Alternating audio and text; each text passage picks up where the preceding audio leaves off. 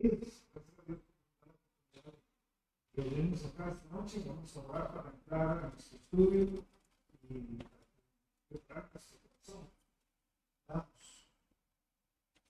Amado Señor, muchas gracias, ¿verdad? Por usted que nos entienda, porque podemos estar cerca de ti, porque podemos caminar contigo y experimentar la presencia. Abrir la palabra tuya y crecer y mandar todo, Señor, para poder conseguir tu mensaje y de vivir lo que en este caso estamos llevando un análisis muy breve, pero importante. Quiero pedir que muchos días Cristo damos la actividad. Vamos. Bueno, hoy vamos a ver las cartas de Pablo a las iglesias. Venimos haciendo un viaje rápido por la Biblia. Recuerda que tenemos el libro de Hechos que podríamos llamar muy bien los hijos del Espíritu Santo, es el Espíritu Santo trabajando a través de los apóstoles. El apóstol Pablo tenía el llamado de Dios, el celo evangelístico, la pasión por la paz y además el llamado misionero para llevar buenas noticias del Cristo resucitado último de la tierra, hasta el último de la tierra. Vamos a empezar a ver entonces las diferentes cartas.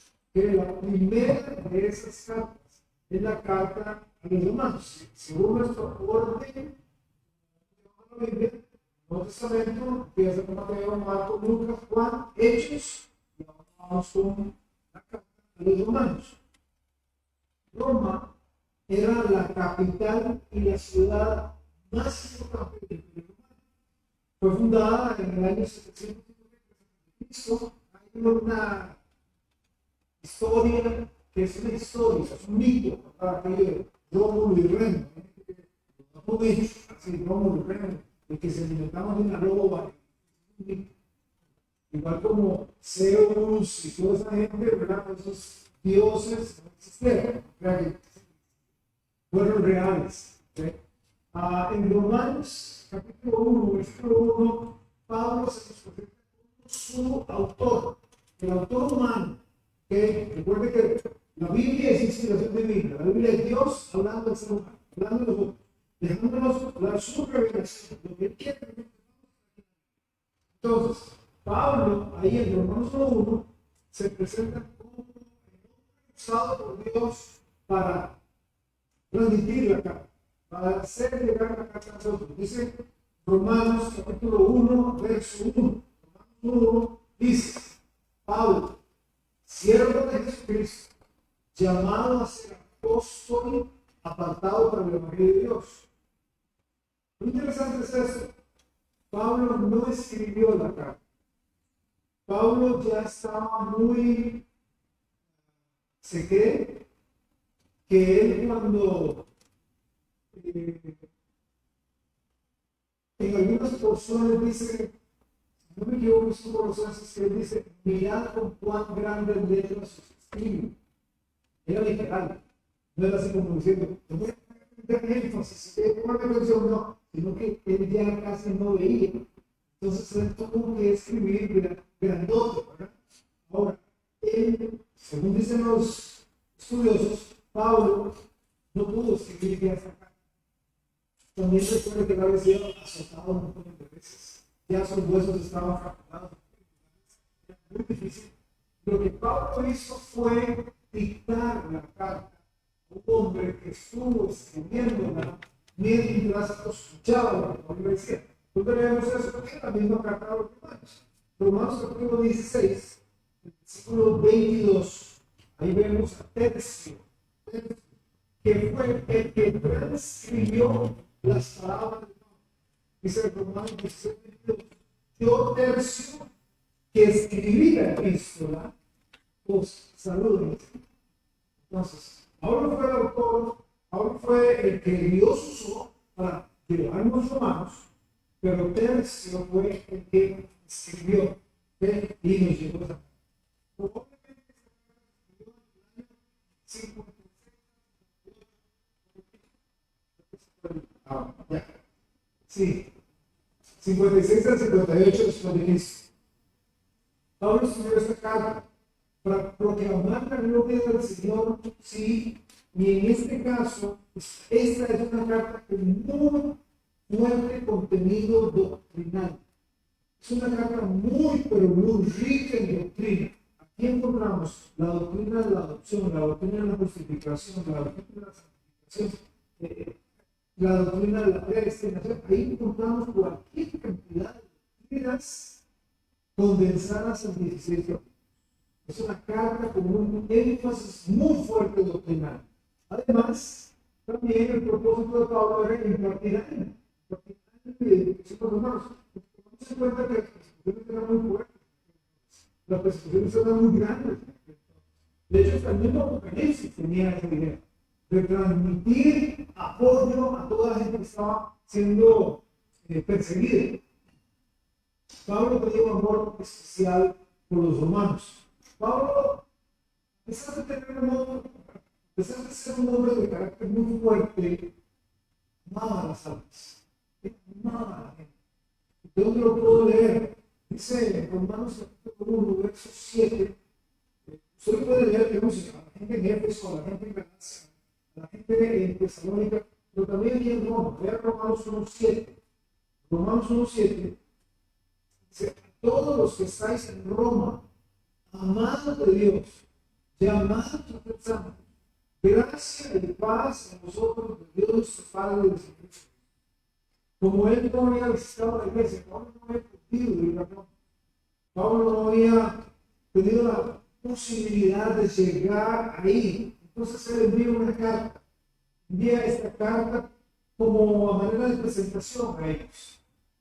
No había podido tener la oportunidad, no tuvo en Tesalónica o en Filipos, de haber empezado la iglesia en algunos casos, o de haber llegado a dedicar a la iglesia. La iglesia de Roma solo lo conocía. Entonces él dice: ok, voy a escribir una carta con un gran contenido doctrinal para preparar, capacitar a esa gente.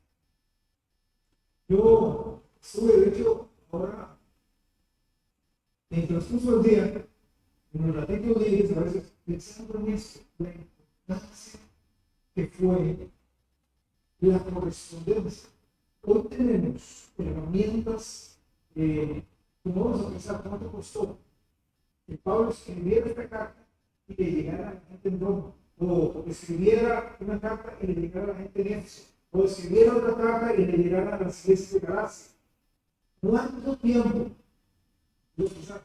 ¿Cuánto tiempo pasó antes de enviar una carta a los Estados Unidos? Yo recuerdo a mi tío estando en los Estados Unidos, nosotros escribiendo una carta aquí, 15 días, literalmente 15 días duraba en llegar allá. Y si mi tío nos contestaba inmediatamente, eran 15 días de vuelta. Hoy, hasta, no solo llamadas, hasta un video de llamada. Con nuestro teléfono, ya no tenemos ni siquiera que ir al computador, ya es un teléfono inteligente y ya tenemos que tenemos mecanismos. Pero esparcimos el evangelio usando de estas herramientas, usando de las herramientas también para capacitar a los santos. De hecho hoy, mientras almorzaba, dije: debemos usar las herramientas para, yo no puedo, me encantaría tener clases donde pueda preparar a los nuevos creyentes. Hay gente, esta semana, el lunes que llegué al trabajo, una hermana que viene a la iglesia, me dice: pastor, mira que me quedó una duda del domingo. Y ahí me hizo la duda y se la contesté. Y me dice: es que a veces me pasa así, que yo quiero aprender, pero me quedan varias dudas. Yo dije: y tenemos herramientas. Tenemos herramientas que yo puedo usar y que voy a usar para enseñar, como una clase de nuevos creyentes en video, donde podamos interactuar quizá y dar de comer y preparar mejor a los cristianos, pero a veces no las usa. Entonces yo me pongo a pensar, ¿cuánto le costó a Pablo tratar de transmitir madurez. Es que él no se reunía todos los domingos con las iglesias. En algunos casos se había dejado a algunos pastores, como a Timoteo, o a Tito, o a otros. Pero él, como su misionero, bueno, Pablo quería ministrar a una iglesia, a esta iglesia, en un tiempo difícil para ellos. Esta carta fue escrita desde Corinto. Desde Corinto es enviada a Roma. ¿Ok? Vea Romanos capítulo 15.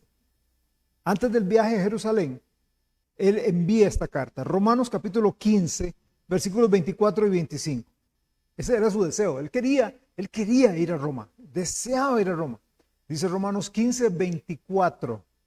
Cuando vaya a España, iré a vosotros, porque espero veros al pasar y ser encaminado allá por vosotros, una vez que haya gozado con vosotros.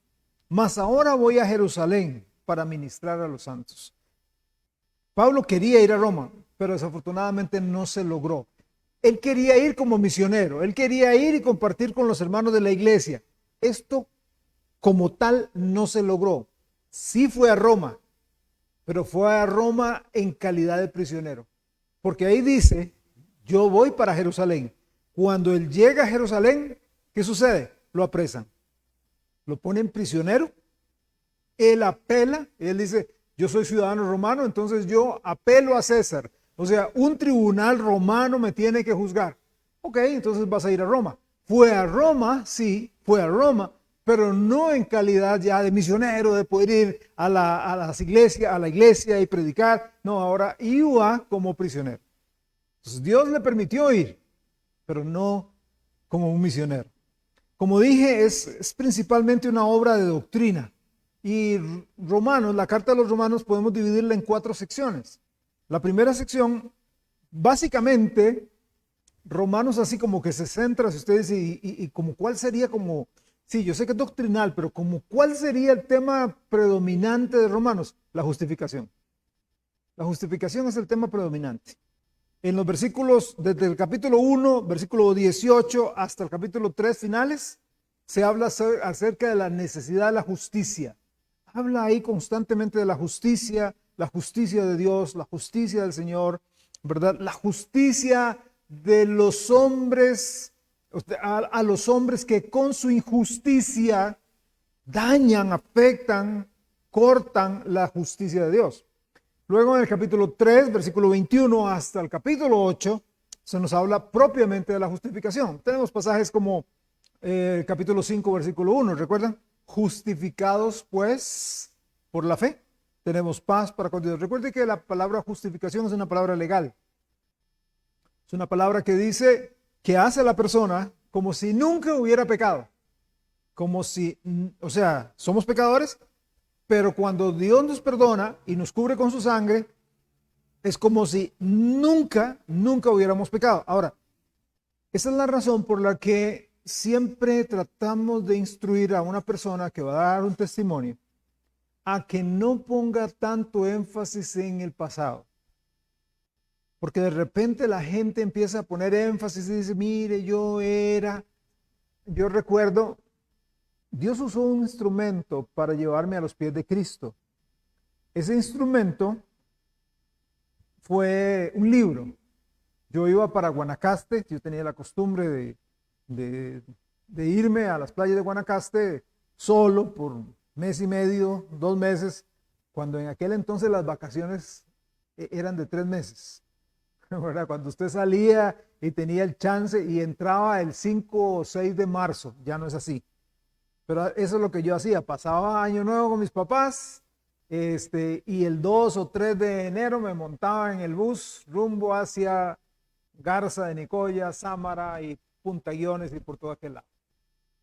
Un compañero del colegio llegó y me dio un libro. Y él me dijo, Fred, yo sé que vos vas para las playas siempre.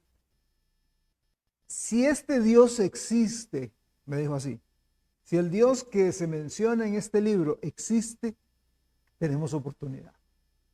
Y me dio el libro. El libro se llama Corre, Nicky, corre. De hecho, o la cruz, algunos lo conocen como la cruz y el puñal. De hecho, en YouTube está la película. Es una película vieja. Sale Eric Estrada, ese es Nicky. Eric Estrada, el de Chips, ¿verdad? Y si no sabe Chips, ve a Canal 36, ahí salen, a ver, ponen la serie vieja. Bueno, y me puse a leerlo.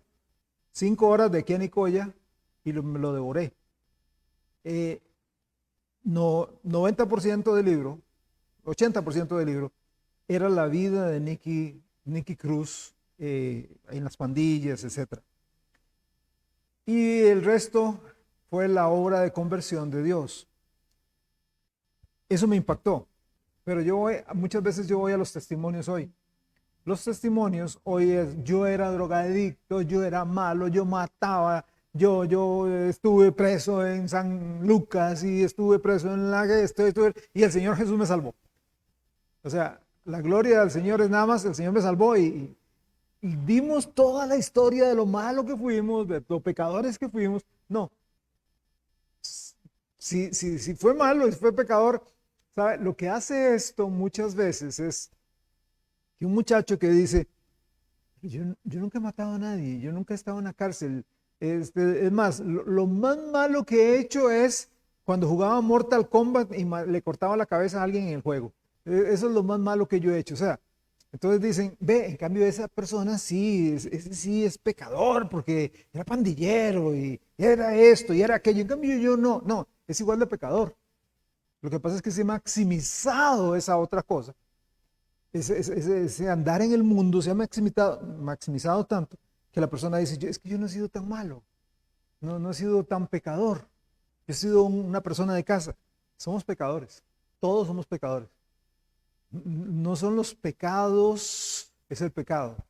Es el pecado lo que nos impulsa a pecar. Bueno, los dos últimos puntos es la justicia defendida y la justicia practicada. A partir del capítulo 12, versículo 1 en adelante, vemos a Pablo diciendo: ok, ya les di toda la doctrina. La característica de Pablo es la siguiente: él cargaba de doctrina sus cartas en la primera parte. En este caso, son 16 capítulos, hasta el capítulo 11 es pura doctrina, pero a partir del 12 es, ok, ¿cómo se come eso? ¿Cómo se vive como cristiano? ¿Cómo se anda? Efesios también, Efesios son 6, 3 capítulos son pura doctrina y 3 capítulos finales, 4, 5 y 6, la práctica. El andar en Cristo, el vivir en Cristo. El tema, como dije, principal es de la carta de la justificación. Pablo, guiado por el Espíritu Santo en su carta, primero lo que hace es encerrar a todos los hombres bajo pecado. Capítulos 1, 2 y 3. Lea el capítulo 1. Es increíble cómo él viene hablando de los hombres han rechazado a Dios y 3 veces en el capítulo 1, 3 veces Dios usando a Pablo dice: Dios los entregó. Dios los entregó. Dios los entregó. A veces la gente dice: si Dios está ahí, Dios debería estorbar. No, si usted quiere pecar y quiere pecar, Dios le llama la atención y quiere pecar, y la Biblia le dice: deje de pecar, busque la santificación, busque la santidad. No, quiero seguir pecando. Ok, Dios lo entrega. ¿Está bien? ¿Quiere pecar? Está bien. Muchas veces pensamos: no, yo seguramente salgo y me va a caer un rayo. No, así no funciona. No, así no funciona. Es decir, hay una forma, hay que buscar a Dios, hay que entregarse a Dios, hay que abandonar el pecado, agarrarme de Dios. Porque sigue uno de necio. Si usted ve esas 3 veces que en el capítulo 1 menciona Dios los entregó, es porque los hombres llegaron a endurecer tanto su corazón y fueron cauterizando su conciencia. Al principio oían a Dios así: sí, es malo, eso es incorrecto, no está bien. Pero de repente, no, lo sigo haciendo, Dios lo entrega. Dios lo entrega, Dios lo entrega. Por eso hoy tenemos gente que hace, vive, practica y no sienten nada. No sienten nada. Pablo, enérgicamente, véalo así, Roma era el centro del mundo. El centro del mundo. O sea, era la capital de las artes, de la ciencia, de la poesía, de todo. Y él se para y dice: ¿sabe qué? yo no me avergüenzo del evangelio, el cual es poderoso. Y eso lo dice en Romanos 1, leámoslo. En Romanos capítulo 1, versículos 16, 17, él dice, a mí no me impresionan los acueductos de Roma, no me impresionan los monumentos de Roma, no me impresiona el Coliseo romano. A mí lo que me impresiona y me llega hasta el puro corazón es el evangelio. Romanos 1:16 dice, porque no me avergüenzo del evangelio, porque es poder de Dios para salvación a todo aquel que cree, al judío primeramente y también al griego. Porque en el evangelio la justicia de Dios se revela por fe y para fe, como está escrito, mas el justo por la fe vivirá. Pasamos de Romanos a primera y segunda a los Corintios. Primera y segunda a los Corintios. Igual como en Romanos, Pablo se presenta como el autor de la carta en el capítulo 1, verso 1. Lea conmigo primera a los Corintios, capítulo 1, verso 1. Pablo, llamado a ser apóstol de Jesucristo por la voluntad de Dios, y el hermano Sóstenes. Hay una cosa muy interesante. La iglesia de Corinto era una iglesia extremadamente carnal. Era una iglesia que andaba muy, pero muy mal. Y ahorita vamos a ver algunas cosas que tenían. Pero sin embargo, Pablo dice, son santos y son también llamados a ser santos. Usted dice, otra vez, quitémonos de la mente el espectro de la iglesia tradicional que nos ha dicho ser santo es estar en un rincón con las manitas juntas, no ríe, no habla, no piensa, no siente, no pasea, no trabaja, no hace nada. Simplemente está ahí, ¿verdad?, para conceder peticiones. No, es que dice Hebreos, sin santidad nadie verá al Señor. O sea, si yo no soy santo, no voy al cielo. Entonces, si no soy bueno, entonces, si no soy perfecto, porque desafortunadamente nos han enseñado que si usted tiene que ser como canonizado, tiene que ser perfecto para ir al cielo. No, ninguno de nosotros iría al cielo. Ninguno.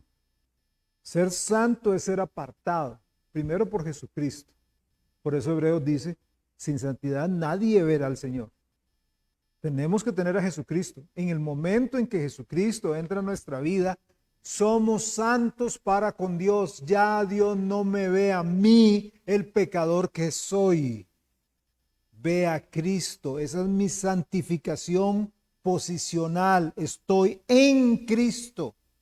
Soy santo delante de los ojos de Dios. Pero soy llamado, como ellos, a ser santo. Y quiero decir con esto, que todos los días tengo que tratar de parecerme un poquito más a Cristo. Tengo que tratar de parecerme un poco más a Cristo, dejar un poco más el mundo y acercarme a Cristo. Ser como Jesús un poco más cada día. Si no lo estoy siendo, estoy estancado, no estoy creciendo, estoy rebelde con Dios o no he nacido de nuevo. No tengo a Jesús como mi Salvador. Esta carta fue escrita más o menos en el año 55. Igual a Pablo fue el fundador. En el caso de Roma no, él no fundó la iglesia en Roma, pero en el caso de Corinto Pablo sí la fundó. Romanos es una carta para enseñar doctrina. Primera a los Corintios es una carta correctiva. Es una carta para corregir. ¿Corregir qué? Pocos años después de que Pablo empezó la iglesia, él empezó a escuchar, dice, de parte de los hermanos de Cloé, empezó a escuchar el desorden que tenía la iglesia, el desastre que tenía la iglesia. Había orgullo, había pleitos, había celos, había divisiones, había situaciones horribles, tanta que había una situación inmoral dentro de la congregación. Todo el mundo, a vista y paciencia, todo el mundo sabía que estaba pasando de que un muchacho tenía a la mujer de su padre. O sea, vamos a usar el peor de los casos. Era la madrastra, digámoslo así. Aunque a mí, no, ustedes saben, no me gusta usar esas palabras de Disney. Madrastra, padrastro, ¿verdad? ¿Verdad? Con la manzana. No. ¿Por qué? Porque yo en la Biblia no veo eso. Yo en la Biblia veo que era el papá y era la mamá. Aunque pertenecían a otro hijo, a otro papá o otra mamá, en el momento ya es el hijo. Usted ve la vida de David, hijas de diferentes mamás, él era su papá. Él era su papá, así es, bueno, pero la gente no lo ve así. Bueno, el punto es que había un muchacho que en la congregación llegaba con su esposa, con su mujer, pero no era en realidad su mujer, era la que probablemente había sido de su papá y él se la había quitado. Y todo el mundo en la congregación no decía nada, todo el mundo tranquilo, ¿verdad? Todo estaba, vamos a usar un coloquialismo, patas para arriba. La cena del Señor se había convertido en una fiesta donde comían y terminaban embriagándose. O sea, esa parte tan bella que cuando nosotros celebramos la cena acá, que es tan bonita, a mí me encanta celebrar la cena, me encanta compartir con los hermanos. Bueno, al final terminaba un fiestón. Páseme la pata de chancho, no, páseme la de pollo, ¿no? Usted cómo quiere el pollo, crispy, y todo el mundo come y come, y sacaban el vino y era un desastre dentro de la iglesia. Había sectarismo. Unos decían, no, yo voy con este, no, yo voy con aquel, no, yo voy con aquel, y algunos más espirituales dicen, no sabe que yo no voy con ninguno, yo voy con Cristo. Era muy espiritual. Pablo entonces, bajo la guía del Espíritu Santo, escribe ¿para qué? Para poner orden a la iglesia, para restaurar la comunión de la iglesia con el Señor. Era un desorden, que la iglesia volviera al fundamento correcto de Cristo. Los dones espirituales era un desastre en los dones espirituales. La iglesia en Corinto estaba llena, como dije, de divisiones, pleitos, celos. Como les dije, una de las cosas más fuertes era este acto de inmoralidad dentro de la iglesia. El pastor no decía nada, los miembros no decían nada, nadie decía nada. Ay, ¿cómo está, hermanito? ¿Cómo está, hermanita? Qué bonito. No debemos juzgar. Esto con relación a no debemos juzgar es una situación muy mal entendida de la gente. Hay gente que dice, bueno, como la Biblia dice, no debemos juzgar. Sí y no. Sí y no. No juzguéis para que no seáis juzgados, porque con la misma medida con que juzgáis, seréis juzgados, etc. Hay situaciones en las que yo no debo juzgar, pero hay situaciones en las que yo debo juzgar. Debo. ¿Y dónde está la base? La Biblia dice, juzguemos según el justo juicio de Dios. ¿Cuál es el justo juicio de Dios? Si alguien está actuando de una manera inmoral, voy a usar este caso. Ay, no, es que no debemos juzgar, como le vamos a decir, es un hermano en la fe y se convirtió, y ella también se convirtió, y andan ahí juntitos, ¿verdad? ¿Cómo? No, es un acto de inmoralidad.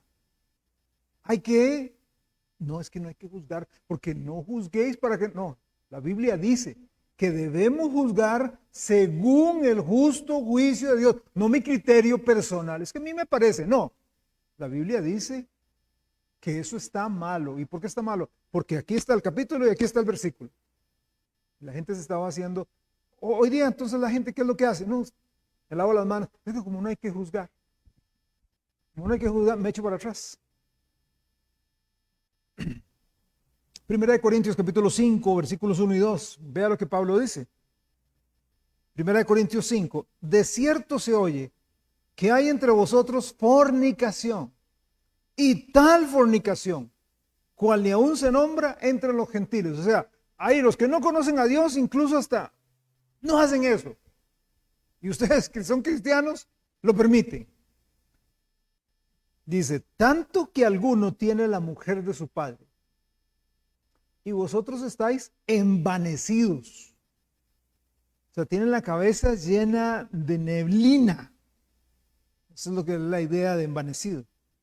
¿No debierais más bien haberos lamentado para que fuese quitado de en medio de vosotros el que cometió tal acción? Entonces, ¿qué es lo que Pablo dice? Pablo ordena que esa persona sea expulsada de la congregación, sea expulsada. Primera a los Corintios capítulo 5, versículo 13. Porque a los que están fuera, Dios juzgará. Quitad pues a ese perverso de entre vosotros. Esto suena muy drástico, pero esta es una de las doctrinas más descuidadas de la iglesia moderna hoy. La doctrina de la disciplina de la iglesia. Muchas veces esta doctrina, por un lado, se malentiende. ¿Por qué? Porque hay entonces personas que abusan de la doctrina, de esta doctrina, y entonces juzgan según sus criterios, establecen sus reglas personales. Es que ustedes tienen que usar el cabello de tal manera, usted no puede usar tal cosa, usted puede usar tal otra, la ropa, etcétera. Normas que no están en la Biblia. Pero si son cosas claras que están en la palabra de Dios, la iglesia tiene que ser pura y la iglesia tiene que ser santa. De lo contrario, no habrá bendición en la iglesia. No habrá bendición. Claro, hay un procedimiento correcto. ¿Cuál es el procedimiento bíblico? El procedimiento lo encontramos en Mateo capítulo 18. Es muy claro. Si tu hermano peca contra ti, por ejemplo, vamos a decir que ese fue el caso. Llegó un muchacho que tenía, y hola, ¿cómo está? ¿Cómo le va? Sí, aquí está fulano. Pero señora, usted no es cierto que estaba casada con don fulano. Sí, pero este es mi hijo o mi hijastro y ahora yo estoy con él. Ah, ok. Entonces, venga ustedes dos, vengan. La Biblia dice, llámalo estando tú y él solos. Ese es el primer paso. Tú y él solo, ven acá, ven acá. Oiga, ustedes saben que eso es antibíblico. Usted sabe que eso es incorrecto. Usted sabe que eso es inmoral. Usted sabe que no está bien. Usted sabe lo que tienen que hacer. Usted tiene que coger por su lado y usted tiene que coger por su lado. No está bien, es pecado, no es correcto. Si persisten en pecar, el segundo paso bíblico es, entonces voy a llamar testigos. Yo, claro, la gente no quiere seguir los pasos bíblicos porque humanamente hablando es meterse en una bronca, ¿verdad? Pero entonces yo tengo que llamar a esa parejita y decirles, vengan acá conmigo. Y antes, por decir algo, yo voy a decirle a Claudio y a David, ustedes me pueden servir de testigos. Esto se hace mal en algunos lugares. ¿Por qué se hace mal? Porque yo me reúno con ellos dos. Me reúno con ellos dos que van a ser mis testigos y les cuento el problema. Entonces ya vamos parcializados. No, el testigo tiene que ser imparcial. O sea, yo les digo, no llego y les digo, vea David, es que, vea Claudio, es que hay una pareja ahí que la hija, él tiene, esa no es su esposa, era el papá, y, uy, qué feo, que no. ¿Y para qué vamos? Simplemente vamos a tratar un asunto de la iglesia, de disciplina de la iglesia. Necesito que ustedes sean testigos. ¿Y de qué es? Ustedes se van a dar cuenta cuando lleguemos allí. O sea, simplemente son testigos. ¿Quieren estar? Sí, ok. Entonces están. Mire, ¿se acuerda cuando yo les hablé en privado? Ustedes siguen en esto, siguen en este pecado, siguen en esta majadería, es incorrecto, está mal. Quiero saber por qué no han tomado las opciones correctas para hacer eso, etcétera, etcétera. Y ellos dos están oyendo.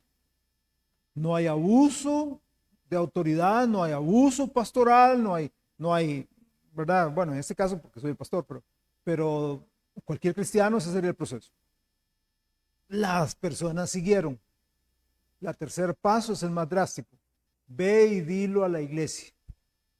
En este caso no es pararse en un culto y decir, miren que esos dos están en un pecado horrible. No, es ir a la cabeza, digamos, física de la iglesia, en este caso el pastor, que estaría yo afuera, y decir, pastor, viera lo que está pasando con esta persona, tiene una doble vida, etcétera, etcétera. Entonces yo me reúno con los testigos, con la persona primera que habló, con ellos, y voy a decir, ¿qué pasó? A la luz de la Biblia está mal. Si ustedes no quieren arrepentirse, entonces ustedes tienen que salir de la comunión de la congregación. Tienen que salir, deben salir. Pablo lo dijo muy claro. en 1 Corintios, en otra porción. Un poco de levadura leuda la masa. Porque entonces de repente gente dice, si eso se permitió, también se puede permitir. No hay problema que yo tenga otra mujer que no sea mi esposa, porque a esa gente no le hicieron nada. Entonces, y otro va a decir con otro estilo de vida, y otro van a decir con otro lado, y otro va a decir, ven, no es una cuestión antojadiza, no es una cuestión de volar un machetazo, ¡fra!, de una vez, es buscar digamos, la restauración de la persona. Es tratar de ayudar a la persona. Pero si sigue y sigue e insiste en pecar, tiene que ser cortada de la comunión de la congregación. Pablo que está diciendo, entréguelo a Satanás. Claro, hay que cuidarla. Hay que cuidarla. ¿Por qué? Porque la gente en la calle habla. La gente, dígame una cosa, ¿y fulanito va allá? Sí, qué buena iglesia tienen. La gente se da cuenta. Y la gente en la calle sabe más que acá. Sí, no somos perfectos. Pero una cosa es que alguien venga con un pasado y que se someta a Dios y sea transformado, y otra cosa es permitir el pecado dentro de la congregación. ¿Ok? Por eso digo, es una de las doctrinas más descuidadas, la disciplina de la iglesia. Los hermanos en Corintios incluso estaban haciendo algo. Bueno, volviendo al caso estos muchachos,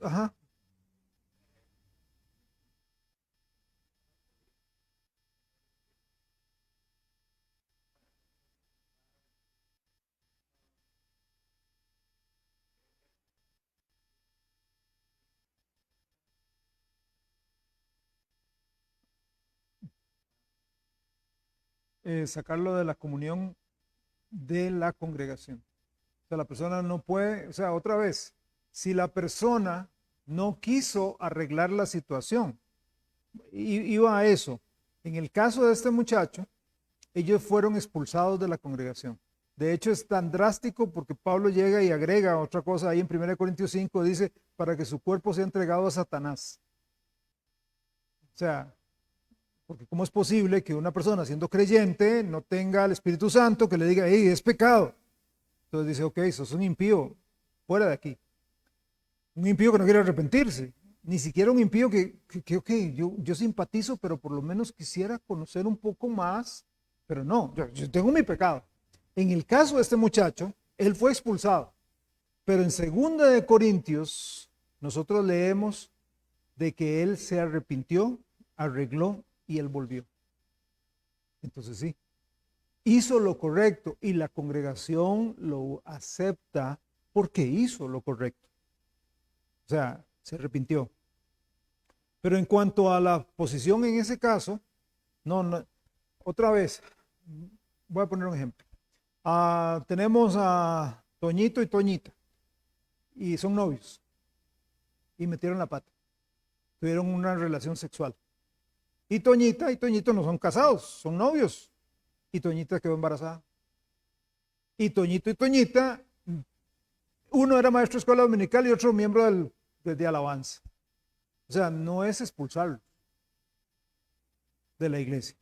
Ellos deben arrepentirse de su pecado, deben conversar con el liderazgo de la iglesia. ¿Quién sería el liderazgo en este caso? No, yo no creo en la exposición pública de un pecado.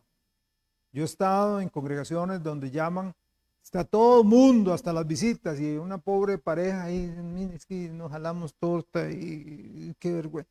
No, yo no creo en eso, eso es denigrar. Pero ¿quién es el liderazgo? Bueno, Toñita era maestro de escuela dominical, entonces ante los maestros. Y el otro, el grupo de alabanza, ante los músicos. Y deben pedir perdón al grupo.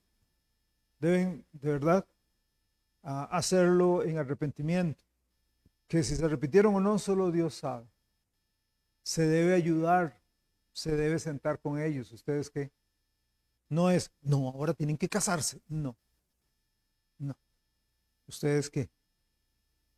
No, es que nos gustaría casarnos, pero todavía no estamos listos. Muy bien, entonces la iglesia los va a acompañar, los va a ayudar. Van a entrar en un proceso de consejería, de cuidado, de atención, de ayuda. para llevarlos hasta la consecución de su matrimonio. O si no, de decir, no, es que sinceramente no, ok, entonces se separan y se separan. Ok, entendiendo que va a llevar consecuencias. Pero si ya es un pecado grosero, qué sé yo, un hombre que tiene una relación con una mujer dentro de la misma congregación, fueron sorprendidos en adulterio, tienen que ser apartados de la congregación, tienen que salir de la congregación. No deben, no pueden estar. Yo he tenido situaciones y lo que hago es, les digo, vea hermanos, lo que tienen que hacer es separarse. Ustedes no pueden estar juntos, pero busquen individualmente, no como pareja, individualmente una iglesia donde puedan ser atendidos. Donde ustedes, ¿por qué? Porque es que no son, va a sonar muy feo, no son como perrillos que se jalaron una gracia y los agarré y quiten de aquí. No, son almas que tienen que ser ayudadas y ministradas. No pueden seguir acá, pero hay otra congregación en la cual pueden ir y yo me entenderé con el pastor y yo le diré, mire, la situación es así, así, así. ¿Por qué? No es por ser chisme, sino es para que atiendan a esa persona, para que tengan cuidado de esa persona, ¿ok? Para que sepan que esta persona.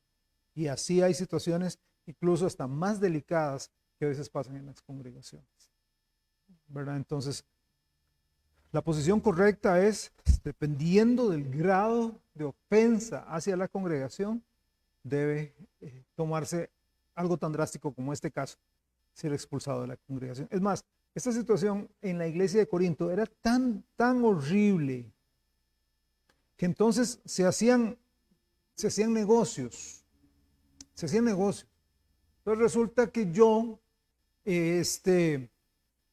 vendo, ¿verdad? Perfumes. Y entonces Evelyn me compraba un perfume. Y luego, sí, todo bien, ¿verdad? Me pagó. Y luego otro perfume, pero ya no me lo pagó. Entonces, en lugar de llegar y arreglar el asunto entre ella y yo, como dice la Biblia, o en su defecto llegar y decir, no, o sea, ya la cosa se está poniendo fea, la cosa se está poniendo entre hermanos horrible, mejor no le vuelvo a vender, pero ya no sigo insistiendo, no, lo que hacía la iglesia es, tome, aquí está un citatorio, vamos a la corte. Y entonces la corte romana se reía vean los cristianitos peleándose entre sí. Ahí agarrados, uno demandando al otro, o sea, el testimonio de la iglesia estaba en el suelo. Pablo dice, esto no puede ser.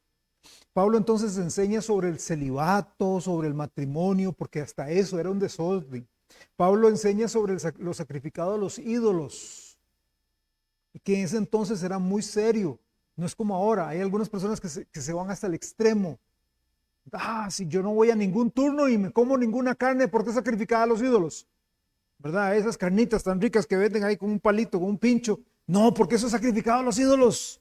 Y ahí Pablo dijo que no, es que era muy diferente la situación. Ellos mataban a un animal dedicado a un dios determinado, lo mataba a un sacerdote de esos actos idólatras. Oraban, bendecían eso y todo lo que recogían era para ellos. Okay, era muy diferente la situación en un montón de cosas más. Repito, la cena del Señor era un desastre, la posición de la mujer, los dones espirituales, es más, la resurrección era un desastre en sus creencias. En su segunda carta, Pablo respira. Pablo respira porque ya dice, pusieron en práctica lo que les dije. Ya veo una iglesia más ordenada. Como les digo, si usted lee 2 de Corintios, usted verá que él dice, recíbanlo en su comunión. ¿Por qué? Porque ya ese muchacho, ese hombre, se había arrepentido de su pecado, se había apartado de su pecado y ahora ya lo podían recibir en la comunión de la iglesia. Solo que ahora enfrenta otros problemas. ¿Cuáles eran? En 2 de Corintios, Pablo enfrenta a algunos falsos maestros y algunas personas que se estaban levantando dentro de la congregación y estaban diciendo el mismo problema de Moisés. ¿Cuál era? ¿Y este quién lo puso? ¿Y este quién es? ¿Recuerdan con Moisés? Bueno, cuando salió Coré, Datán y Abirán, los que se los tragó la tierra y se fueron directo al infierno vivos. ¿Y este Moisés quién los cogió? Una votación popular. Yo no me acuerdo de haber votado por Moisés. ¿Quién lo puso de jefe? Bueno, con Pablo estaba pasando igual. ¿Y quién dice que ese es misionero? ¿Y quién dice que ese es el encargado? ¿Y quién dice que? Y empezaron a decir que él no tenía la autoridad. Por eso, segundo de Corintios, Pablo si usted lo lee, como que Pablo está bien arrancado y dice, no, un momentito, yo voy a decirles quién soy. Y empieza a dar sus credenciales. Y empieza a tirar. Yo soy esto, yo soy esto, yo soy esto. O sea, yo no soy cualquier bombeta que llegue a ponerme como misionero. Yo soy un hombre de Dios, es lo que Pablo está diciendo ahí en 2 de Corintios. Estaban insultando su carácter, sembrando discordia entre los creyentes, enseñando falsa doctrina. Entonces Pablo se pone duro. Vea el 2 de Corintios 10:10. Pablo, mientras usted lo busca, y lo vemos aquí en la pantalla, una de las cosas que estaban diciendo a Pablo era más o menos así, ay sí, porque como está de largo y manda cartitas, entonces él dice, 2 de Corintios 10:10, porque a la verdad dicen, las cartas son duras y fuertes, mas la presencia corporal débil y la palabra menospreciable. O sea, si estuviera aquí es otra cosa. Y si usted sigue leyendo, Pablo dice, incluso a Juan le pasa lo mismo. En su segunda o tercera carta, él dice, vamos a ver, o sea, voy a parafrasear, vamos a ver si dicen lo mismo cuando yo me presente. Vamos a ver, cuando yo llegue y diga, aquí estoy, ¿quiénes son los que tienen problema conmigo? Eso es lo que Pablo, si usted sigue leyendo, ahí en capítulo 10 y 11, va a ver eso. Donde dice, con que las palabras son facilitas. Bueno, yo voy a tratar de ir a Corinto para ver si estas cosas son así. Pablo estaba contento también de saber que la mayoría de los hermanos estaban encaminándose. Tito fue el que le contó sobre esto. Pasamos ahora bueno, leamos un momentito. 2 de Corintios 13, versículos 2 y 3.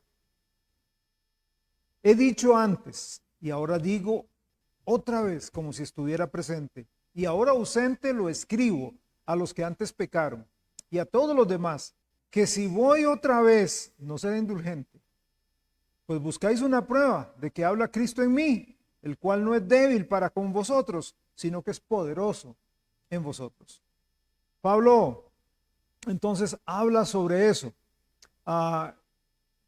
Les dice que son una nueva creación. ¿Recuerda 2 de Corintios 5:17?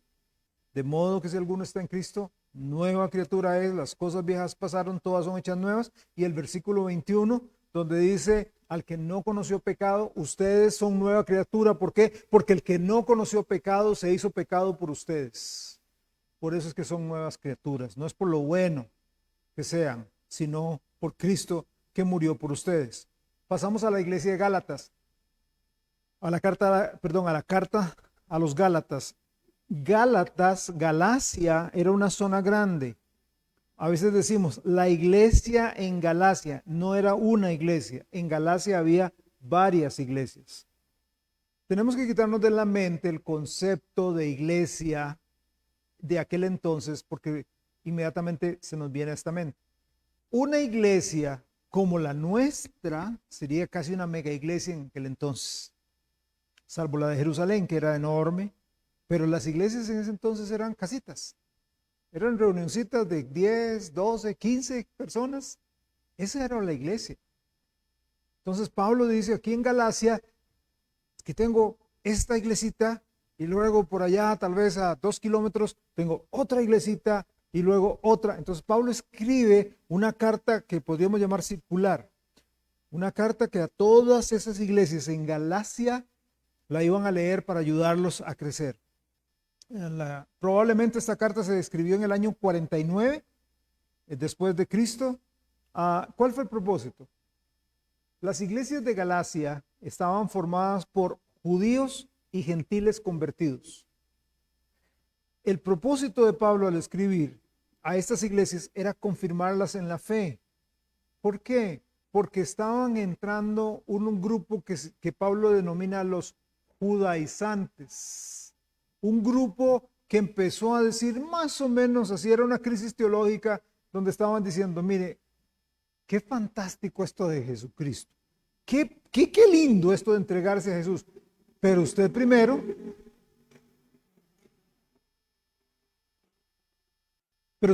tiene que circuncidarse.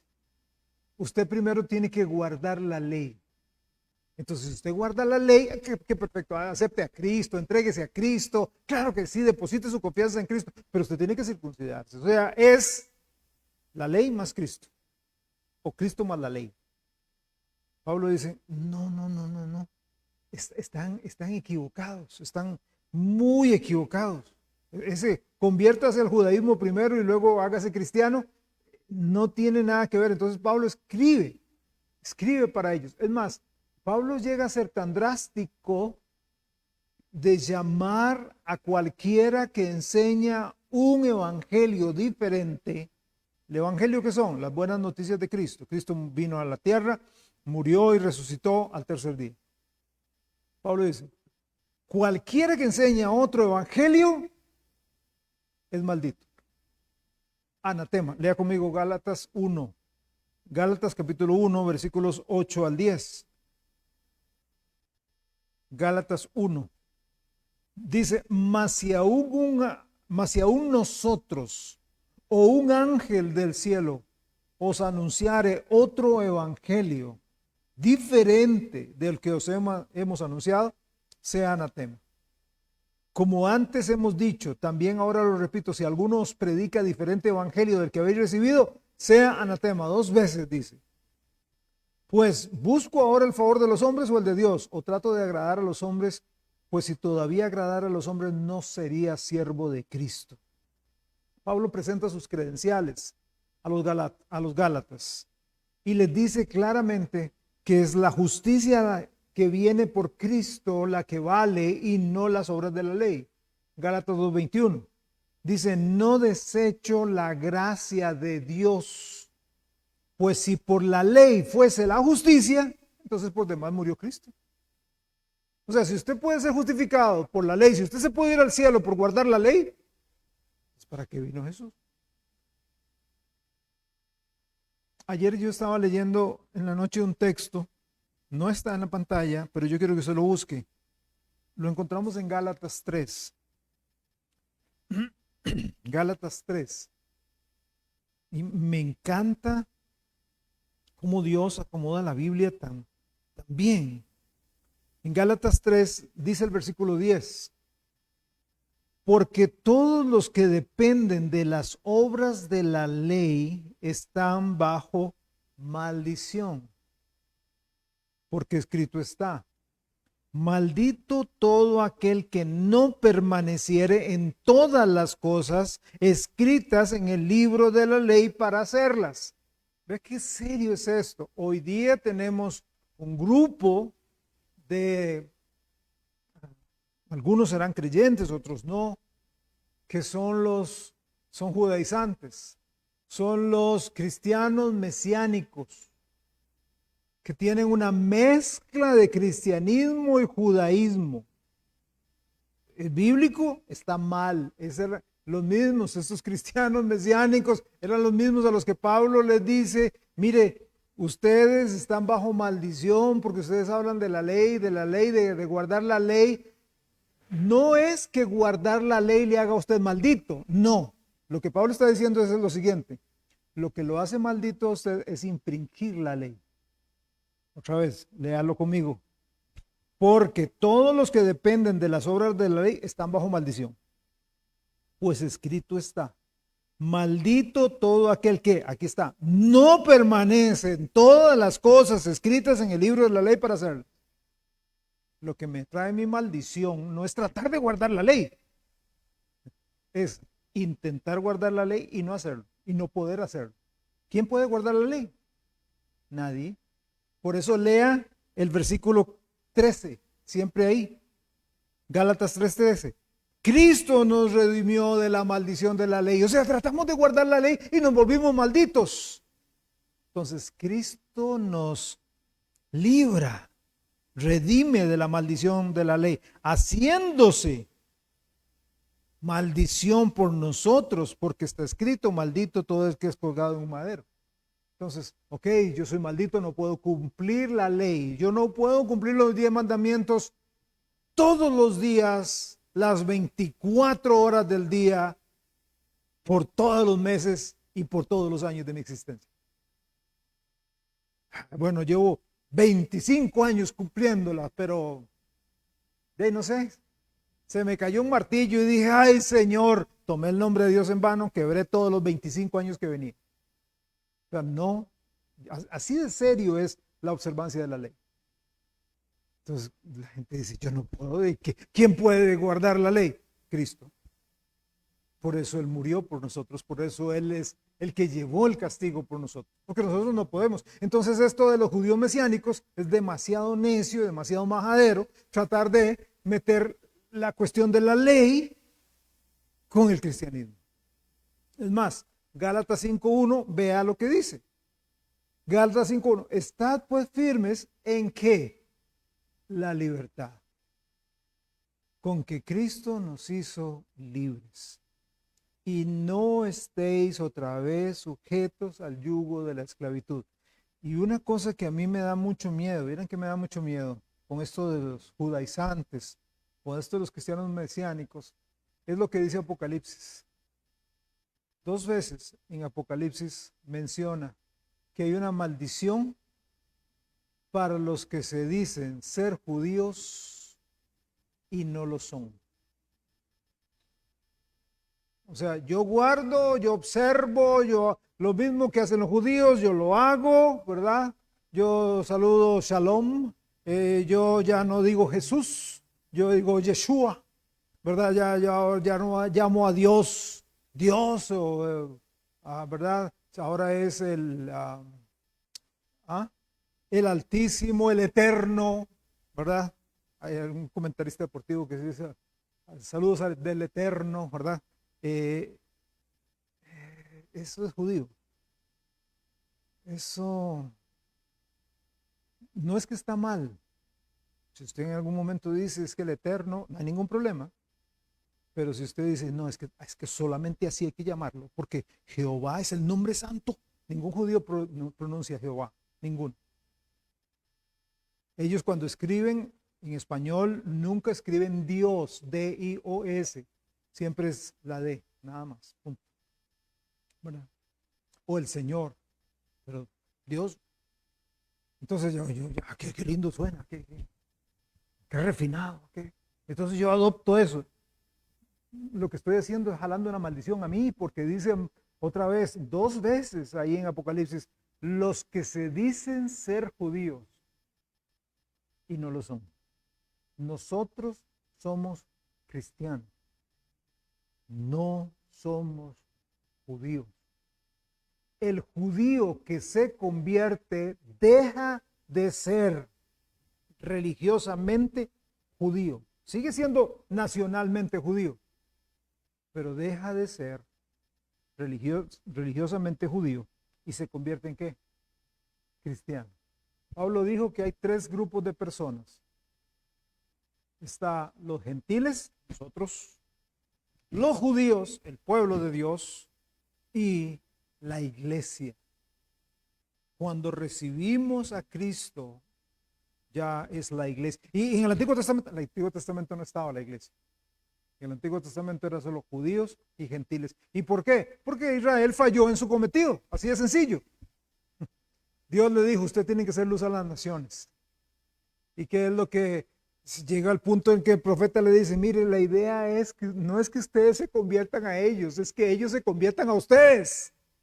Para hacer luz, esa es la idea, judíos, que ellos dejen sus prácticas paganas y que sigan a ustedes, porque ustedes están siguiendo al Dios vivo, como dijo Pablo en 1 Corintios 11. Sean imitadores de mí, porque yo lo estoy haciendo de Cristo. Israel no pudo, no pudo, no quiso, no quiso, no quiso. Entonces Dios dice, ok, no hay problema. Viene la iglesia.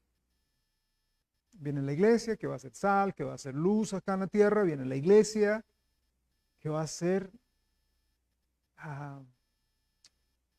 la que va a ser la lumbrera para el mundo perdido. Pero esa lumbrera hoy día ya no brilla tanto. Esa es la razón, y con esto termino, esa es la razón por la que el Señor va a quitar a la iglesia de la tierra. Esa es la razón por el arrebatamiento. La gente dice, que el Señor es que él quiere vivir con nosotros. No, es que no estamos haciendo la labor que debemos hacer. La iglesia, y no estoy hablando de casa de pan, estoy hablando de la iglesia mundial, de la iglesia en todo lado. No estamos cumpliendo lo que debemos cumplir. Pocas iglesias predican la Biblia, pocas iglesias predican a Cristo, son más shows. A mí me da vergüenza, a veces, uno que otro ratillo que me siento a ver Instagram, me da vergüenza, mucha vergüenza, ver los espectáculos, los shows, los brincos, los saltos, las discotecas, los pastores, la gente haciendo ridículos en las iglesias. Y digo yo, ¿en qué es glorificado Cristo ahí? Claro, con razón el Señor va a decir, no estamos teniendo una influencia en este mundo pagano, en este mundo perdido. No estamos guiando a la gente. Es increíble. Pero tarde o temprano el Señor Jesús viene y esa es nuestra esperanza. Bueno, nos faltan varias cartas que, si Dios lo permite, los veremos la próxima semana. Oremos. Señor, ayúdenos a no solamente ver la parte negativa. O sea, sí, la iglesia no está cumpliendo lo que debe cumplir. Pero Señor, entonces ayúdenos a, por favor, brillar para usted, Jesús. Casa de pan. Y a todos aquellos que podamos influir como iglesia, como congregación, ayúdanos, Dios, a influir. Ser una iglesia que te ama, que te obedece, que te sigue.